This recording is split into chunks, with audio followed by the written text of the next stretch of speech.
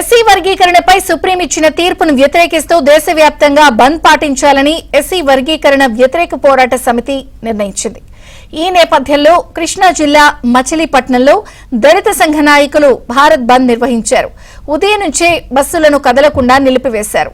దీంతో అప్రమత్తమైన పోలీసులు అవాంఛనీయ ఘటనలు జరగకుండా పహారా కాస్తున్నారు.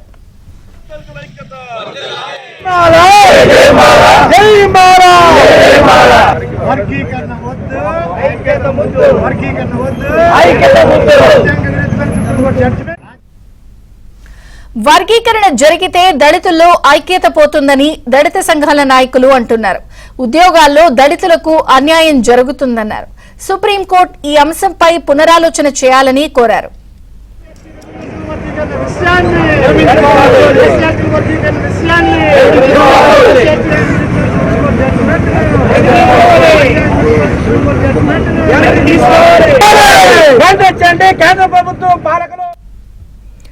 మరోవైపు రాజమండ్రిలో భారత్ బంద్ చేపట్టారు. ఉమ్మడి తూర్పుగోదావరి జిల్లాలో ఆర్టీసీ డిపోల వద్ద వర్గీకరణ వ్యతిరేక పోరాట సమితి నేతలు నిరసన వ్యక్తం చేశారు.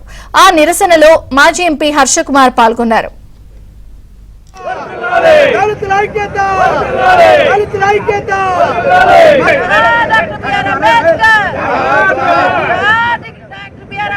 ఆగస్టు 1వ సుప్రీంకోర్టు ఇచ్చిన తీర్పుకి వ్యతిరేకంగా ఈ రోజున భారత్ బంద్ జరుగుతా ఉంది. ఇది ఆంధ్రప్రదేశ్ సంఘాలు ఇచ్చిన బంద్ కాదు. భారతదేశంలో ఉన్న దళితులందరూ కూడా కలిసి ఉన్న దళితులు, మాలా మాదిగా కలిసి ఉన్న దళితులు ఇచ్చిన బంద్.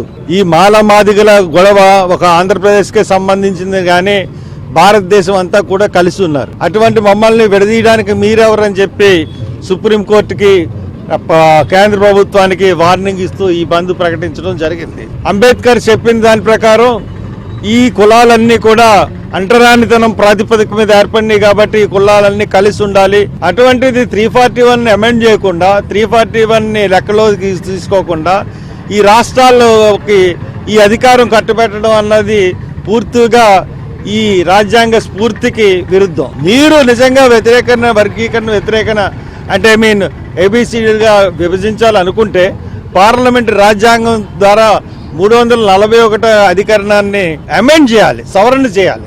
సవరణ చేసి మాత్రమే ఈ దళితుల్ని విభజించగలరు. అది దానికి మొత్తం భారతదేశంలో ఉన్న ఎస్సీ ఎంపీలు అందరూ కూడా ఎగెనిస్టే. తెలంగాణలోను ఆంధ్రలోను వాళ్ళని ఓట్ బ్యాంక్ చేసుకోవాలని వాళ్ళు ఈ రోజున ఒక కుయుక్త పని కుట్ర ఈ తీర్పు ఇప్పించారు.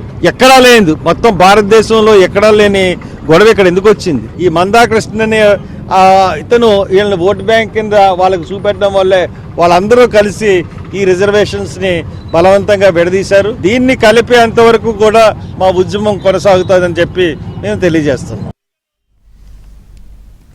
భారత్ బంద్ లో భాగంగా బాపట్ల జిల్లా చీరాలలో ఎస్సీ ఎస్టీ వర్గీకరణ వ్యతిరేక పోరాట సమితి ఆధ్వర్యంలో బంద్ ను చేపట్టారు. స్థానిక బస్టాండ్ వద్ద రోడ్డుపై బైఠాయించి బస్సులను అడ్డుకున్నారు. వ్యాపార సముదాయాలను మూసివేయించారు. స్కూల్స్, కాలేజీ, బ్యాంకులను ముందస్తుగా నోటీసులను అందజేశారు. ఎస్సీ వర్గీకరణను సుప్రీంకోర్టు ధర్మాసనం రాష్ట్ర ప్రభుత్వాలకు అప్పగించడం చాలా బాధాకరమని, వర్గీకరణపై పార్లమెంట్లో బిల్లును చేసి తక్షణమే రద్దు చేయాలంటూ డిమాండ్ చేశారు.